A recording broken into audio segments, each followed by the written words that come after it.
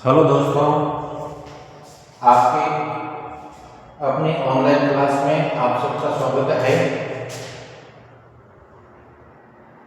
और दिनों की समान ही आज भी अपन राजस्थान का भूगोल पढ़ते हैं और राजस्थान के भूगोल में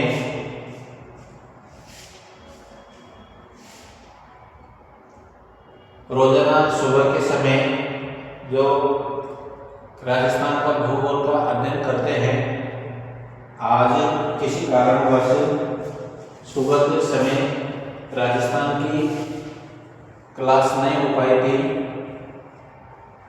जो कि अब लेने पड़ रही है। आप लोग बने रहिए, किसी कारणवश हो जाता है कभी कभी, ठीक है। तो राजस्थान के भूगोल में पिछली क्लास में अपन चंबल बेसिन के बारे में पढ़ा था। अपन ने राजस्थान में नदी अपवा तंत्र के क्वेश्चन आरपीएससी में और फर्स्ट ग्रेड सेकंड ग्रेड पटवार वगैरह रीड में सब में क्वेश्चन भर करके आते हैं। आप लोग इनको अपने दोस्तों को शेयर करो और इसी से जोड़ो ताकि उनका भी फायदा हो। बिना देरी के चलते हैं। तो राजस्थान के अपवा तंत्र में से राजस्थान की नदियां पढ़ रहे हैं अपन। राजस्थान की नदियों में अपन ने पिछली क्लास में चंबल नदी और चंबल नदी का अपवा तंत्र के बारे में अध्ययन किया था कि चंबल नदी कहाँ से उद्गम होती है, इसकी सहायक नदियाँ कौन कौन सी है और ये कहाँ पर जाकर के दूसरी नदी में मिलती है, इसके कौन कौन से बांध बने हुए हैं और क्या उपयोग है। इस प्रकार के मतलब विस्तार से अपने अध्ययन कर लिया है। तो पिछली वीडियो में आप देख लेना और किसी भी प्रकार से कोई समस्या हो तो उसको कमेंट्स में लिख दिया करो। वैसे मैं सभी का कमेंट्स पढ़ता हूँ क्लास के बाद में। ये जो शब्द आपके दूर से छोटे नजर आते हैं, इनको थोड़ा जूम कर लिया करो। अब तो वैसे बहुत सुधार कर लिया है अपन ने। चलो आगे बढ़ते हैं। चंबल नदी की सहायक नदियों के बारे में आज अध्ययन करेंगे कि चंबल नदी की कौन कौन सी सहायक नदियां हैं और वे नदियां कहाँ से उद्गम होती हैं और कहाँ पर जाकर के चंबल में गिरती है, ठीक है। तो इस प्रकार से चंबल नदी की सहायक नदियों में 3 नदियां लिए मैंने आज। सिंधु नदी, काली सिंध नदी, पार्वती नदी और मेज नदी, ठीक है। सबसे पहले लेते हैं काली सिंध नदी। काली सिंध के बारे में आप सब जानते हैं कि ये मध्य प्रदेश के विंध्याचल पर्वत श्रेणी से निकलती है। तो ये इसका उद्गम क्षेत्र है मध्य प्रदेश के विंध्याचल पर्वत श्रेणी है। आप नोट करते चलना और क्वेश्चन इसी प्रकार से बन करके आता है। उद्गम क्षेत्र के बारे में लैंग्वेज में चेंजेस कर देता है, फैक्ट चेंज नहीं होता है। फैक्ट को अपन अच्छी तरह से समझ लेते हैं ना, तो क्वेश्चन किसी भी प्रकार से घुमा करके पूछे बिले से अपन सही जगह पर पहुंचते हैं और क्वेश्चन करेक्ट कर देते हैं, ठीक है। तो विंध्याचल पर्वत श्रेणी से निकलती है काली सिंध नदी। कौन से स्थान पर? देवास के समीप वागली नामक स्थान है। देवास के समीप वागली नामक स्थान से ये निकलती है। राजस्थान में प्रवेश कहाँ पर करती है? मध्य प्रदेश में बहने के बाद में ये झालावाड़ जिले के रायपुर नामक स्थान से प्रवेश करती है राजस्थान में। झालावाड़ जिले में ये स्थान है रायपुर, वहां से ये राजस्थान में प्रवेश करती है। झालावाड़ में बहती हुई आगे चलती है तो एक आपू नदी मिलती है। ये मैंने इसका डायग्राम बनाया है। ये चंबल नदी है और इस चंबल नदी में ये काली सिंध यहाँ से निकलती है एमपी से और इधर से आती है एक आपू नदी। आपू नदी यहाँ पर आकर के इस काली सिंध नदी में मिल जाती है। जहाँ पर ये मिलती है उस संगम पर गागरोन किला बना हुआ है, जो कि ऐतिहासिक रूप में प्रसिद्ध है। आप तो इसके बारे में विस्तार से जानते हैं कि गागरोन किला किसने बनाया था, वो ऐतिहासिक बात है। केवल अपन अभी नदियों के बारे में अध्ययन कर रहे हैं। ये गागरोन किला पथरीले विशाल चट्टान पर बना हुआ है, इसलिए इसको जलदुर्ग के नाम से भी जाना जाता है। काली सिंध नदी आहू नदी के काली सिंध नदी और आहू नदी के संगम स्थान पर झालावाड़ में गागरोन का किला बना हुआ है, ठीक है, जो कि खींचीवाड़ा के नाम से भी जाना जाता है। ये खींचीवाड़ा, ध्यान रखना है, नोट कर लेना, खींचीवाड़ा के नाम से भी जाना जाता है। राजस्थान का एकमात्र जलदुर्ग है। क्वेश्चन इसके बारे में कितनी बार क्वेश्चन पूछा गया है और आने वाले कंपटीशनों में भी इससे संबंधित क्वेश्चन बनकर के आ जाता है। बिल्कुल स्लो स्पीड से पढ़ना ताकि एक एक चीज आपको नोट हो सके, ठीक है। और दोबारा समझाता हूँ, राजस्थान का एकमात्र ये जिला, ये दुर्ग जलदुर्ग है, जो कि गागरोन किला, जो कि काली सिंध चंबल की सहायक नदी है। काली सिंध एक चंबल की सहायक नदी है, जो कोटा जिले के नौनेरा नामक स्थान पर चंबल में मिल जाती है। ये देखो, काली सिंध नदी यहाँ से मध्य प्रदेश से निकली और यहाँ पर आहू नदी दोनों मिले, फिर आगे बढ़ी और यहाँ पर इधर से आने वाली ये चंबल नदी जो मुख्य नदी है, इस मुख्य नदी में यहाँ पर मिलती है।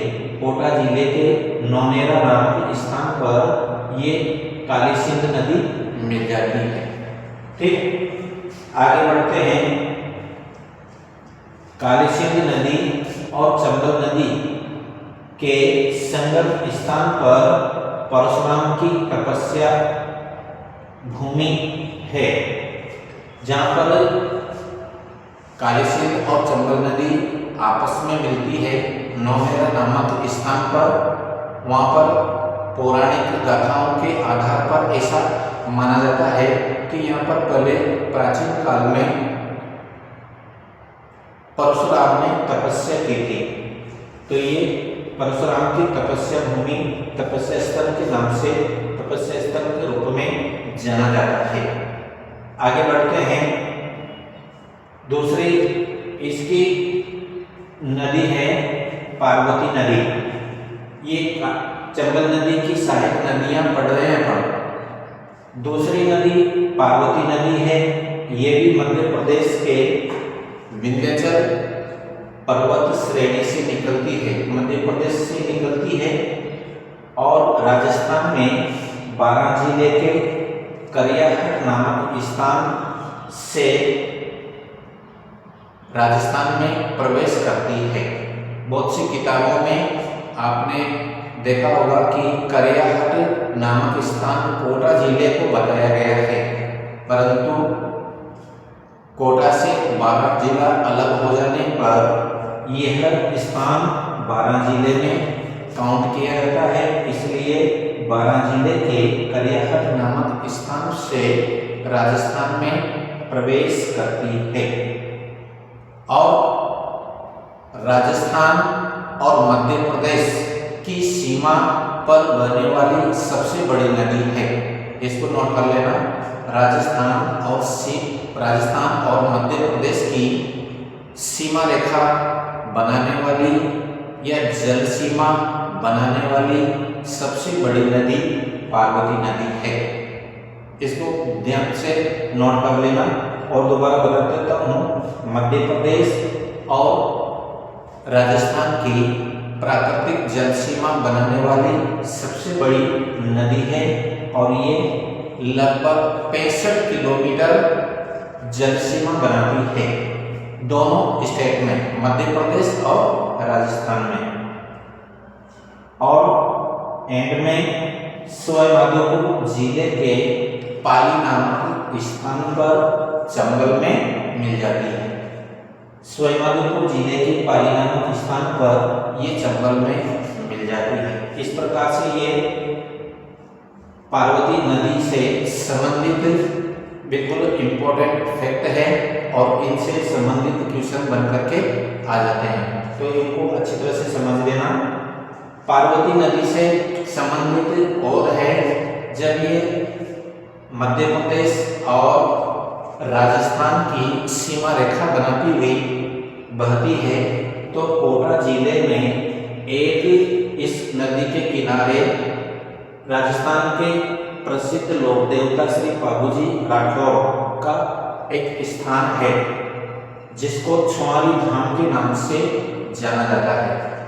ठीक है, तो इससे संबंधित भी आप जानकारी प्राप्त कर लेना। बहुत से बड़े क्वेश्चनों में, बड़े बड़े कंपटीशनों में एक छोटी सी आंतरिक बात को पूछ लेता है, और राजस्थान और मध्य प्रदेश का प्रसिद्ध स्थान है। एकादशी को यहाँ पर मेला लगता है, इसलिए प्रसिद्ध है, इसलिए पूछने की संभावना रहती है। ठीक है, तो पार्वती नदी के किनारे पर है। दूसरी बात है कोटा जिले में है, और राजस्थान के प्रसिद्ध लोक देवता है, इसलिए ये इम्पोर्टेंट बनता है कि बाबूजी राठौर का स्थान है जिसको छुआरी धाम के नाम से जानते हैं। तो ये काली सिंध नदी और ये पार्वती नदी मानचित्र में देखते हैं कि ये पार्वती नदी भी मध्य प्रदेश से निकल करके और यहाँ पर पाली, इस चंबल नदी में सवाईमाधोपुर जिले के पाली नामक स्थान पर इस चंबल नदी में मिल जाती है। तो इस प्रकार से ये एक सहायक नदी के रूप में चंबल की सहायक नदी है। कौन सी? पार्वती। दूसरी सहायक नदी है मेज। तो ये भी चंबल की सहायक नदियों के रूप में दाएं ओर से चंबल में मिलने वाली नदी है। कौन सी? मेज नदी। तो ये देखो, इसके विपरीत दिशा में है, इधर से चलने वाली ये नदी है, और ये नदी इसके विपरीत दिशा से इधर की ओर दाएं ओर से चलने वाली नदी है, और जिसको मेज नदी के रूप में जानते हैं। इसका उद्गम भीलवाड़ा के मानवगढ़ से, भीलवाड़ा जो जिला है वहाँ की मानवगढ़ नामक स्थान से ये निकलती है। भीलवाड़ा के मानवगढ़ से निकलती है और भीलवाड़ा और बूंदी जिले में बहती हुई पाली बसवाड़ा नामक स्थान है बूंदी जिले में, वहाँ पर चंबल नदी में ये मिल जाती है। ये चंबल नदी में यहाँ से बहती हुई यहाँ पर पाली बसवाड़ा नामक स्थान पर इस चंबल नदी में मिल जाती है। इनमें से मुख्य नदी ये चंबल है। अब देखो, कुराल, मांगली और घोड़ा पछाड़, ये तीन नदियां हैं जो कि इस मेज नदी में मिलती है। छोटी नदियां हैं। कौन कौन सी? कुराल, मांगली और घोड़ा पछाड़। कुराल नदी ऊपरी मार्ग से बहती हुई आने वाली नदी है, ऊपरी मार्ग से बह करके आती है और इसमें मिल जाती है। और एक नदी है मांगली, ये मांगली नदी इधर से बहती है, घोड़ा पछाड़ इधर से बहती है। तो ये मांगली नदी पर बूंदी जिले में एक जलप्रपात बनाती है मांगली नदी। इसको भीमलत के रूप में जाना जाता है। इसको अंडरलाइन कर दिया, इसको नोट कर लेना कि भीमलत जलप्रपात कौन सी नदी बनाती है। ये मांगली नदी बनाती है बूंदी जिले में, और ये मेज नदी की सहायक नदी है। क्वेश्चन सहायक नदियों से आजकल क्वेश्चन ज्यादा पूछ से जाने लगे हैं। किसी भी प्रकार से क्वेश्चन पूछ सकता है, मांगली नदी कौन से जलप्रपात, कौन से जल अपतंत्र का भाग है? तो ये कौन से जलप्रपात का भाग है? चंबल नदी कौन से जलप्रवाह तंत्र बनाती है? बंगाल की खाड़ी। ठीक है, तो क्वेश्चन इस प्रकार से किसी भी प्रकार से पूछा जा सकता है। पूर्ण रूप से ऊपर की नदियों का एक मुख्य कार्य के रूप में मत भूलो। इनसे बनने वाले क्वेश्चन, ये पूरा जब नदी अपवा तंत्र पूर्ण हो जाएगा, उसके बाद में इसी से बनने वाले क्वेश्चन किस प्रकार से बनकर के आते हैं वे सब मैं बताता रहूँगा। ठीक है, तो अपने दोस्तों को और ये क्लास आगे की ओर बताते रहना। इस चंबल नदी में इस प्रकार से ये काली सिंध हो गई, आहू नदी यहाँ मिल जाती है। मिलने वाले स्थान पर गागरोन किला बना हुआ है। चंबल नदी से दूसरी सहायक नदी पार्वती के रूप में अपन ने पढ़ा। तीसरी नदी अपन ने मेज नदी के रूप में पढ़ा, और ये बनास नदी अपन ने पिछली क्लास में पढ़ ली थी। और इधर से मध्य प्रदेश से बहती हुई आने वाली एक सीप नदी है,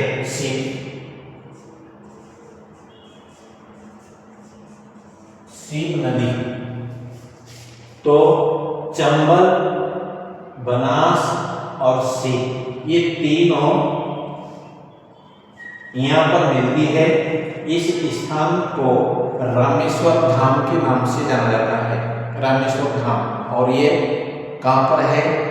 राजस्थान के सवाईमाधोपुर जिले में, राजस्थान के सवाईमाधोपुर जिले में। इस प्रकार से ये पूरा एक चंबल अपवा तंत्र बन जाता है और बंगाल की खाड़ी के प्रवाह तंत्र में मिलता हुआ आगे की ओर बढ़ जाता है।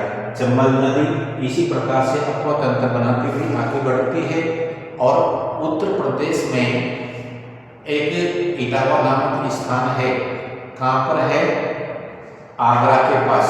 आगरा के पास इटावा नामक स्थान पर यमुना नदी में मिल जाती है और यमुना गंगा में मिल जाती है। इस प्रकार से बंगाल की खाड़ी में एक अपवा तंत्र को गिराती है। इसलिए राजस्थान के इस अपवा तंत्र को किस नाम से जाना जाता है? बंगाल की खाड़ी का अपवा तंत्र के। ठीक है, तो इस प्रकार से अपवा तंत्र को समझते हुए पढ़ना है। धन्यवाद।